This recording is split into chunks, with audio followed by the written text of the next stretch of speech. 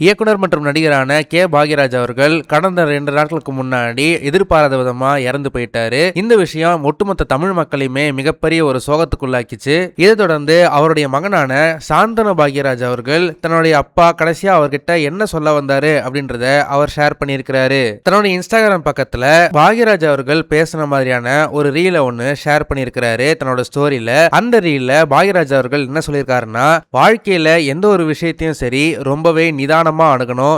எந்த ஒரு விஷயத்தை செஞ்சாலுமே ரொம்பவே நிதானமா செய்யணும்.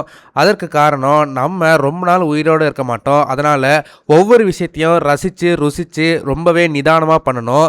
ஒரு டீ குடிக்கிறதா இருந்தா கூட ரொம்பவே நிதானமா ரசிச்சு குடிக்கணும் அப்படின்ற மாதிரி அவர் சொல்லியிருக்கிறாரு.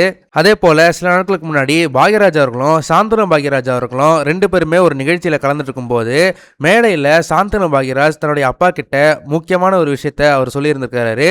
அவர் சொன்ன அந்த விஷயத்தையுமே தன்னுடைய எக்ஸ் பேஜில் ஷேர் பண்ணியிருக்காரு.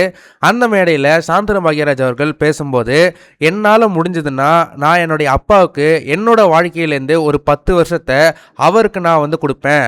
அதற்கு காரணம் அவர் இன்னுமே பல வருஷங்கள் வாழ்ந்து பல நல்ல சினிமாக்களை பண்ணணும். அதை நான் ஒரு ரசிகனாகவும் அவருடைய பையனாகவும் நான் ரசித்து பார்க்கணும். நான் கண்டிப்பாக இது என் அப்பாவுக்காக பண்ணுவேன் அப்படின்ற மாதிரி அவர் உருக்கமாக பேசியிருந்திருக்கிறாரு. இந்த ஒரு கிளிப் பார்த்தீங்கன்னா சோஷியல் மீடியாவில் ரொம்பவே வைரலாக இருக்குது. இதை ஷேர் பண்ணியிருந்த சாந்தனு பாக்யராஜ் அவர்கள், இப்போ நான் என்னால் அது முடிஞ்சிருந்தா நான் எங்கள் அப்பாவுக்கு பண்ணியிருப்பேன் அப்படின்ற மாதிரி மேலே கேப்ஷனில் போட்டிருக்கிறாரு. இந்த சில விஷயங்கள்ல இருந்தே சாந்தனு பாக்யராஜ் அவர்கள் தன்னுடைய அப்பா மேல எந்த அளவுக்கு ரொம்பவே பாசமாகவும் ரொம்பவே மரியாதையாகவும் அவரை பார்த்துருக்கிறாரு அப்படின்றத நமக்கு தெரிய வருது. நடிகர் சாந்தனு பாக்யராஜோட இந்த உருக்கமான பதிவுகளை பார்க்கும்போது உங்களுக்கு என்ன தோணுது அப்படின்றத மறக்காம கமெண்ட் செக்ஷன்ல சொல்லுங்க.